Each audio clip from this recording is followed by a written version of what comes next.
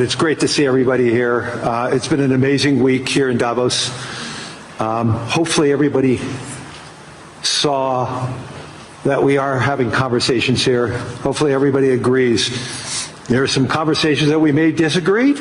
There's many conversations that we may have agreed, but through those conversations, and I think today's result with a peace agreement earlier today, the World Economic Forum is here to have those conversations, to have understandings, and also resolution. So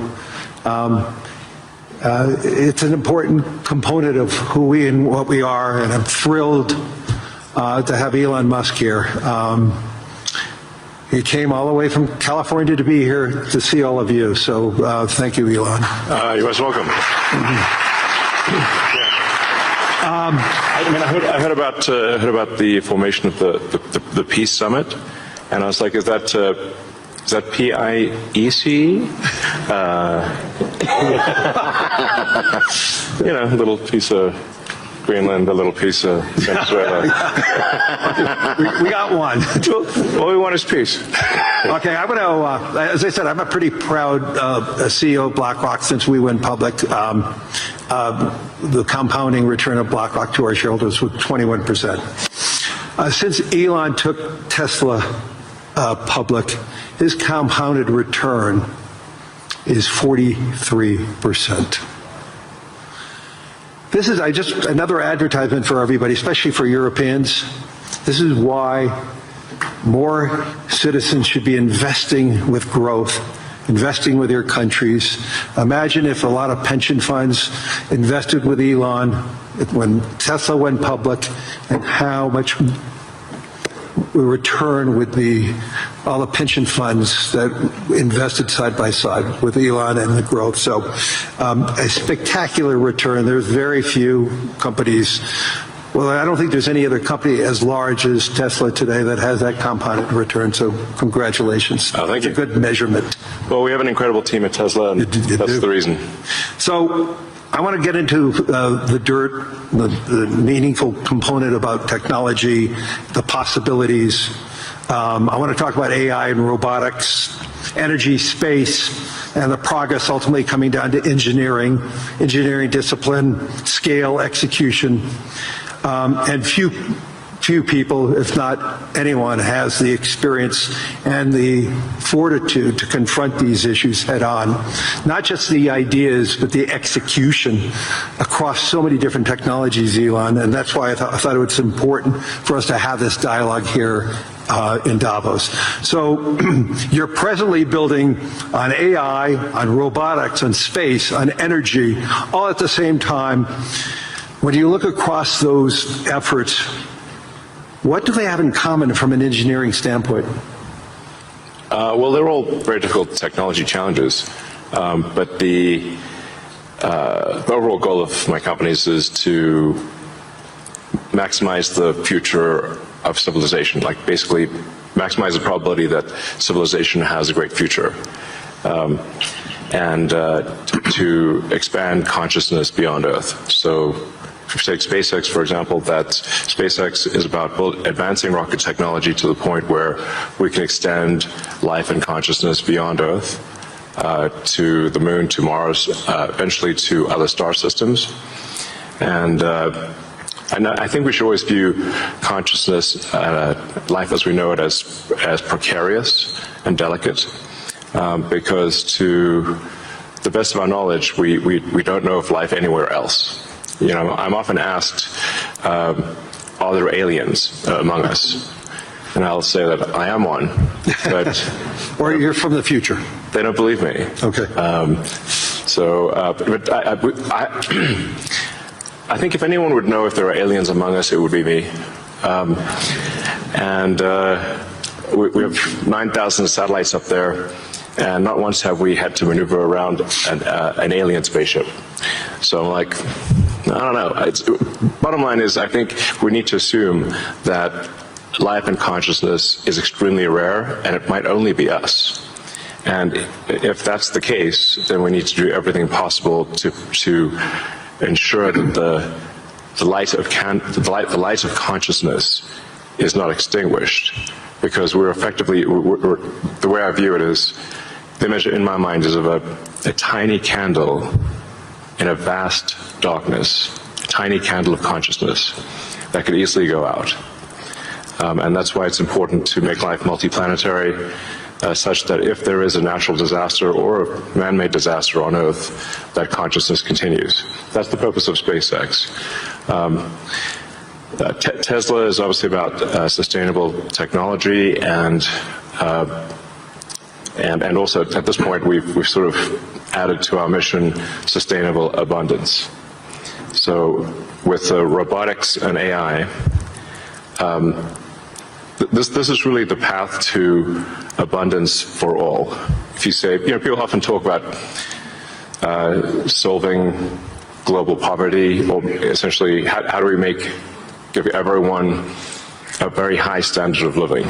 I think the only way to do this is AI and robotics, which doesn't mean that it is without its issues. I mean, we need to be very careful with AI.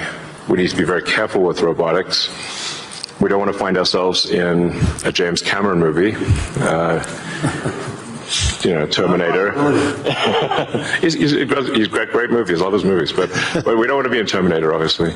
But if you have ubiquitous AI that is essentially free or close to it, and ubiquitous robotics, then you will have an explosion in the global economy, an expansion in the global economy that is truly beyond all precedent. Elon, can that expansion be broad? Yes. Or is it narrow? And how can that be created? How can it broaden the global economy? Yeah, I mean, a way to think of it is that if you have a large number of humanoid robots, the economic output is the average productivity per robot times the number of robots. Right. And actually, my prediction is in the benign scenario of the future that the robots will actually make so many robots in AI that they will actually saturate all human needs. Meaning you won't be able to even think of something to ask the robot for at a certain point. Like there will be such an abundance of goods and services, because my prediction is that there'll be more robots than people. So, but how do you then have human purpose in that scenario? Yeah, I mean, nothing's perfect, but it is a necessary. Like, you can't have both. You can't have work that has to be done and amazing abundance for all. Because if it's work that has to be done, then you and only some people can do it, then you can't have abundance. Then it's narrow. Yes, narrow. Yeah. Exactly. So, but if you have billions of humanoid robots, and I think there will be. I think everyone on Earth is going to have one and going to want one. Because who wouldn't want a robot to, assuming it's very safe, watch over your kids, take care of your pet. If you have elderly parents, a lot of friends of mine have said they have elderly parents. It's very difficult to take care of them. Expensive. Yeah, it's expensive, and there just aren't enough people to take care of there aren't enough young people to take care of the old people. Right. So if you had a robot that could take care of and protect an elderly parent, I think that would be great. That would be an amazing thing to have. I think we will have those things.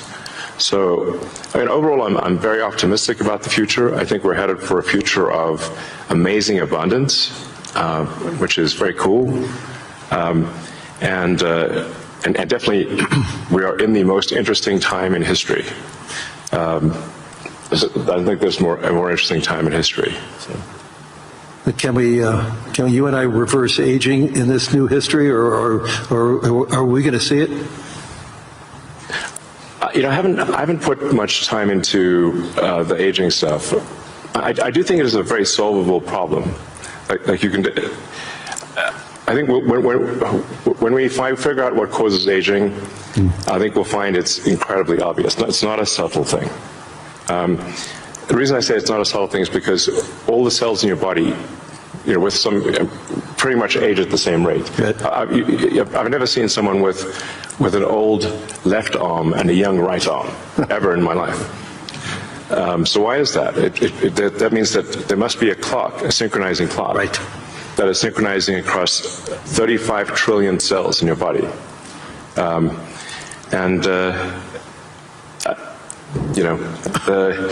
There is some benefit to death, by the way. It's like there's a reason why we don't actually have a longer lifespan, because if people do live forever for a very long time, I think there's some risk of an ossification of society, of things just getting kind of locked in place, it just may become stultifying, just not lack vibrancy.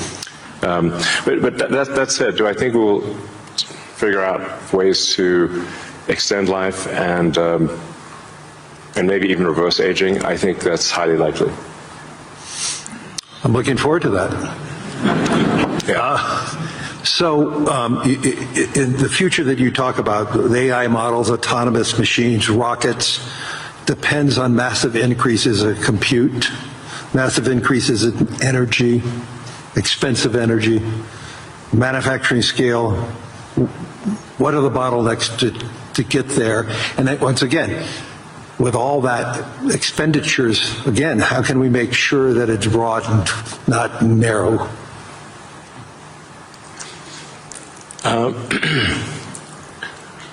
I just think the natural thing is it's going to be very broad, because AI companies will seek as many customers as they possibly can, and the cost of AI is already very low, and it's plummeting every year. I mean, the cost of AI is almost meaningfully changing on a month-to-month basis. There's open models now everywhere. Yeah. Yes, very good. There's open models. And the open models only lag, they're maybe a year behind right. the private, the sort of closed models.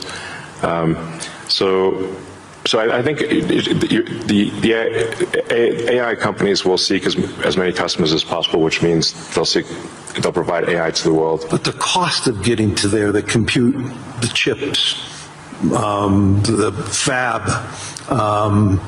the powering.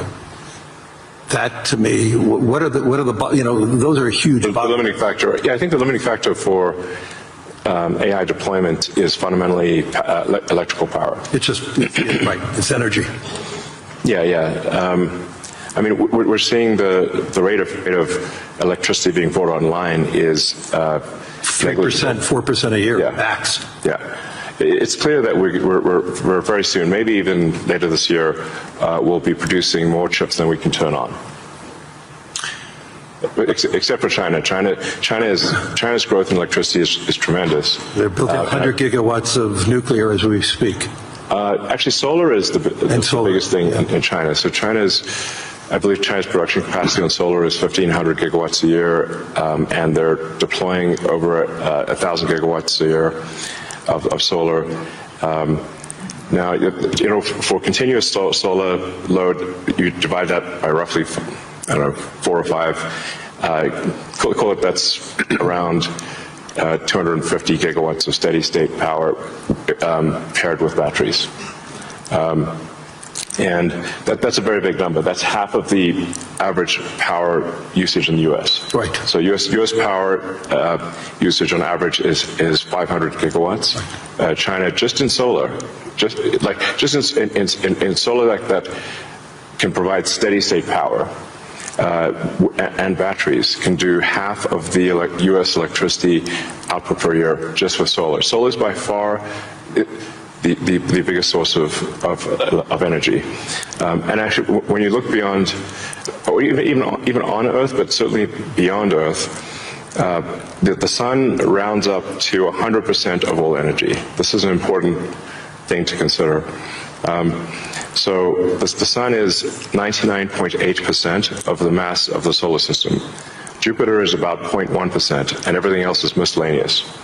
Now, even if you were to burn Jupiter in a thermonuclear reactor, the amount of energy produced by the sun would still round up to 100%, because Jupiter is only 0.1%. If you teleported 3 more Jupiters into our solar system, and burnt 3 more Jupiters, and everything else in the solar system, the sun's energy would still round up to 100%. So it's really all about the sun. And that's why one of the things we'll be doing with SpaceX within a few years is launching solar-powered AI satellites. Right. Because the space is really the source of immense power, and then you don't need to take up any room on Earth. There's so much room in space, and you can scale to enormous. You can scale to, I think, ultimately hundreds of terawatts a year. You and I have had these conversations before, but why don't you tell the audience, what would it take for the United States, and what type of geography would it take to have that solar field to electrify the United States? And then let me ask a question, why aren't we doing it? Yeah, so, I guess a rough way to think about it is 100 miles by 100 miles, or call it 160 kilometers by 160 kilometers of solar is enough to power the entire United States. So the 100 mile by 100 mile area is you could take basically a small corner of Utah, Nevada, New Mexico. Obviously, you wouldn't want it all in one place, but it is a very small percentage of the area of the U.S. to generate all of the electricity that the U.S. uses. And the same is true, actually, for Europe. You could take relatively unpopulated areas of, say, Spain and Sicily, and generate all of the electricity power that Europe needs. So why don't you think that there's a movement towards that here and in the United States? Well, there is. As it is in China. Well, unfortunately, in the U.S., the tariff barriers for solar are extremely high, and that makes the economics of deploying solar so artificially high, because China makes almost all the solar, What would it take for Europe or the U.S. to build it commercially, if it's that scale? Yeah, I think. Well, I can tell you what we're going to do. SpaceX and Tesla is we're building up large-scale solar. Right. So the SpaceX and Tesla teams both separately are working to build to 100 gigawatts a year of solar power in the U.S. of manufactured solar power, and that'll probably take us in about 3 years or something. But these are pretty big numbers, I'd encourage others to do the same.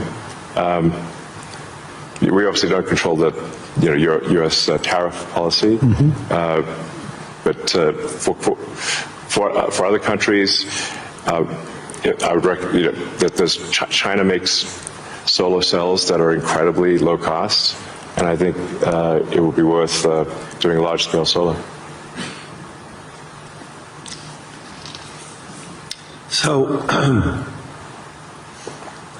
I know you're going to be having a couple of big announcements on robotics and what it can do. When I went to the factory, you showed me those robots. Yeah. How quickly, you talked about the billions of robots, but how quickly can they be deployed in a manufacturing setting? How quickly can they be utilized and be functional and create that abundance that you talked about? Well, humanoid robotics will advance very quickly.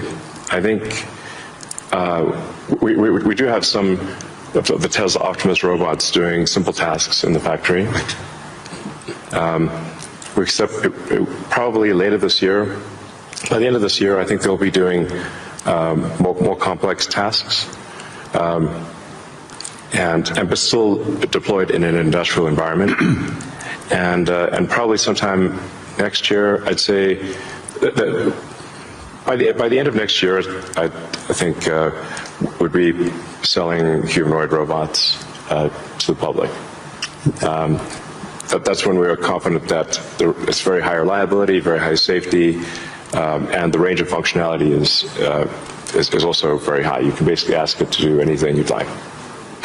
You're already seeing that in Tesla cars, the software changes that you're doing. And what is it, every quarter now a software change that upgrades the ability of the robot within the car? Yes, the Tesla Full Self-Driving software, we update it sometimes once a week. Recently some of the insurance companies have said that it is actually so safe, when Tesla Full Self-Driving is so safe that they're offering customers half-price insurance if they use Tesla Full Self-Driving in their car. And that can be monitored by the insurance company? Is that part of the agreement? Yeah. I think self-driving cars is essentially a solved problem at this point. Right. And Tesla's rolled out a sort of robotaxi service in a few cities, and right. will be very, very widespread by the end of this year within the U.S. And then we hope to get supervised full self-driving approval in Europe, hopefully next month. Really that quickly? Yeah, and then maybe a similar timing for China, hopefully. I want to move to space because historically space is very capital intensive. It's historically been done by governments. Obviously SpaceX changed the whole model. But we've seen it slow to scale, and now I'm starting to see it ramping up in what you're doing and other things. Talk to us about the automation and AI, how it's changing the economics in building and preparing for us in operating in space. Sure.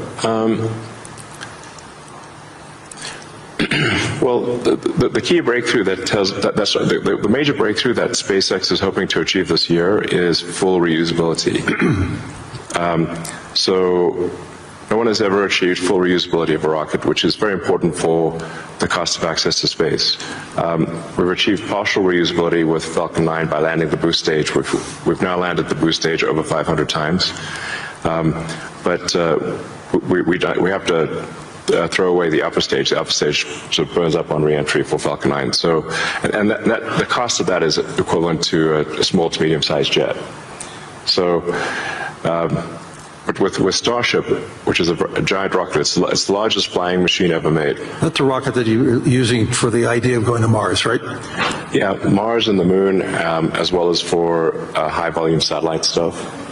So, Starship, hopefully this year we should prove full reusability for Starship, which will be a profound invention because the cost of access to space will drop by a factor of 100 when you achieve full reusability. Right. It's the same sort of economic difference that you would expect between, say, a reusable aircraft and a non-reusable aircraft. Like if you have to throw your aircraft away after every flight, that would be a very expensive flight. But if you only have to refuel, then it's the cost of the fuel. And so that's really the fundamental breakthrough that gets the cost of access to space, we think, below the cost of freight on aircraft. So, under $100 a pound type of thing easily. So it makes putting large satellites into space very low, very, very cheap. And then when you have solar in space, you get 5 times more effectiveness, maybe even more than that, than solar on the ground. Because it's always sunny. It's cold. It's always sunny, so you don't have a day-night cycle or seasonality or weather, and you get about 30% more power in space because you don't have atmospheric attenuation of the power. Right. The net effect is solar is 5 times more, any given solar panel will do 5 times more energy in space than on the ground. Is there any capacity in doing that and then taking that power and bringing it back to Earth? Is there any way of doing that, or you're just taking that power and utilizing it for the needs, like building AI data centers in space?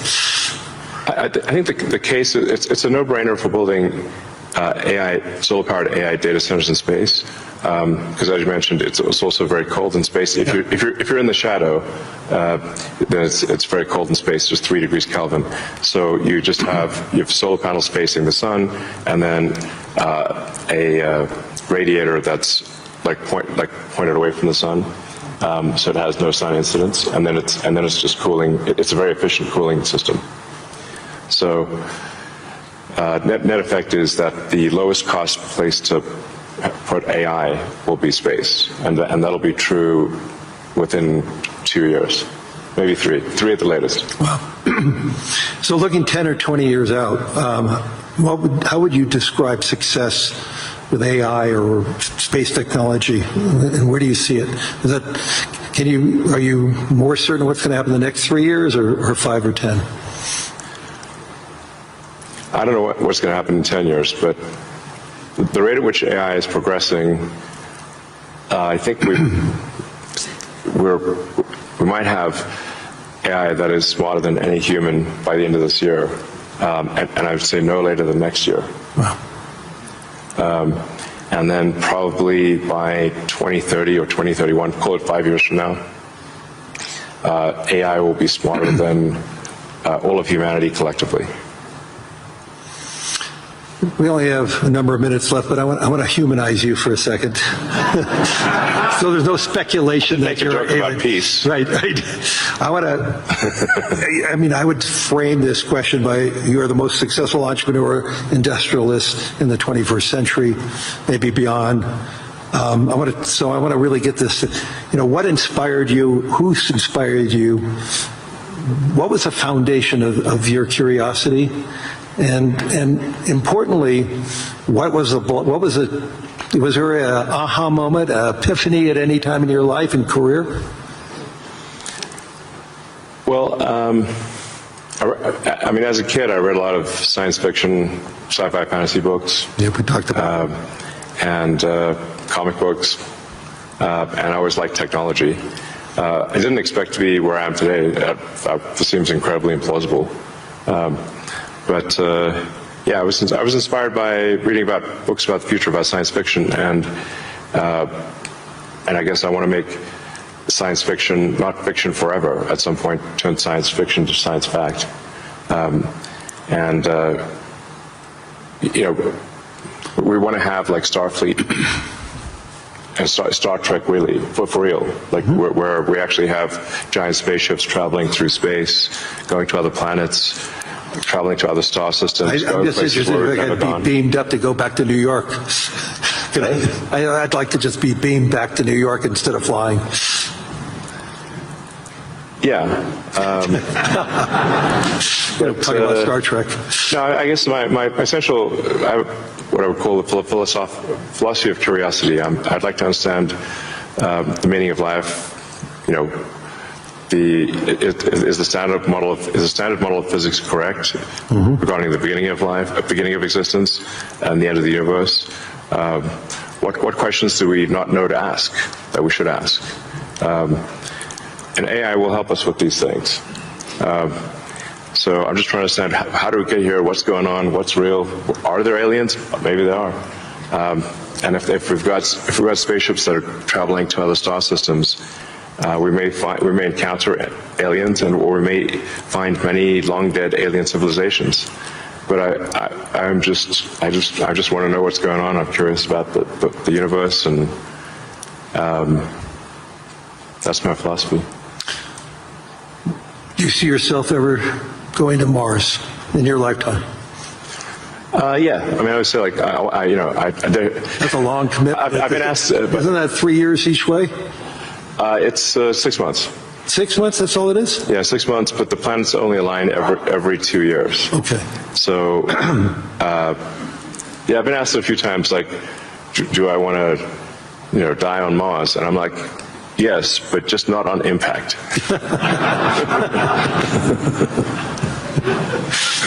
That's a good answer. Anyway, we're out of time. Hopefully everybody enjoyed this.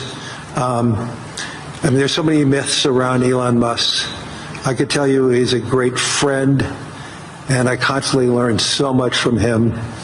And I'm totally inspired by what he has done. I've been inspired who he is, and I'm totally inspired by his vision of the future. And I don't think it's such a bad future, and I agree with his optimism. So, Elon, thank you. Any last words?